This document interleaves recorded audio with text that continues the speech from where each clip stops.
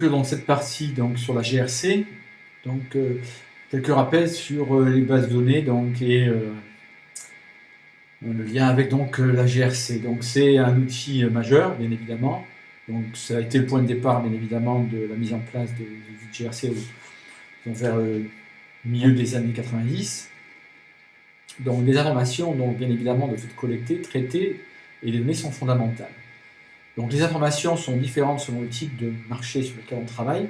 En B2C, donc on aura d'abord des indications d'identification pour connaître qui est le client. Donc en B2C, le nom, prénom, ça reste relativement limité.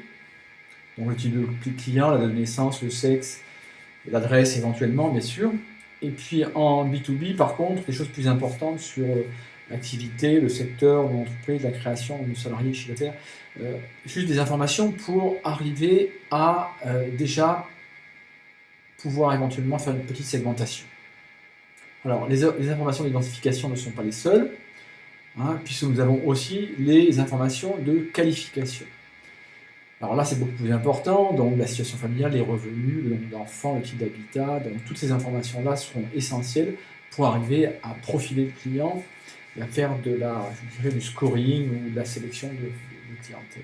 En B2B, bien évidemment, des informations relatives à l'activité, donc ses fonctions, le nom, le prénom d'interlocuteur éventuel spécifique, les budgets, les niveaux d'équipement, l'historique de la relation, etc.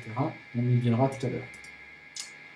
Enfin, donc, on peut développer plein d'informations complémentaires, à savoir l'ancienneté de la relation, les modes de livraison, l'historique, les heures de contact, dernière visite, et les informations comportementales pour finir, donc mode de paiement par exemple, le score d'appétence aux offres, la capacité à réfléchir, à réagir aux offres. Voilà, donc on peut revenir rapidement. Donc, les informations donc, sont des informations d'abord d'identification générale, ensuite de qualification, et les autres informations donc en complément comportemental et historique. Alors, ces informations sont gérées via un entrepôt de données, donc ça du data warehouse, pour utiliser un terme anglo-saxon, donc qui permet d'abord de structurer les données de manière formelle, donc ces données sélectionnées de manière qualitative en amont. Ensuite, une bonne connaissance du client, bien évidemment, donc grâce à des actions qu'on verra tout à l'heure. Donc la gestion des campagnes, bien évidemment, c'est une des démarches fondamentales de la GRC.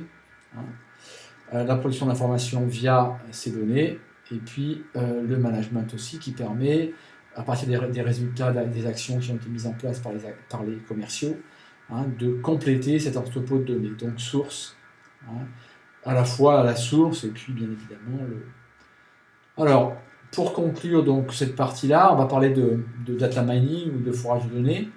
Donc c'est comprendre les comportements des clients, construire des modèles prédictifs donc, en combinant de nombreuses variables.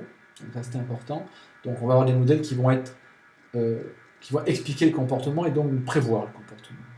Le modèle d'appétence aussi pour voir si les clients sont intéressés à telle ou telle offre en fonction de, par exemple, de l'élasticité prix-demande.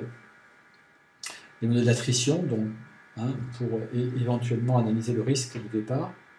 Et puis, ces objectifs, c'est aussi choisir le type de prospection, améliorer la rentabilité, puis éventuellement donc, compléter la gestion du fichier client et essayer au mieux de gérer, de les fidéliser.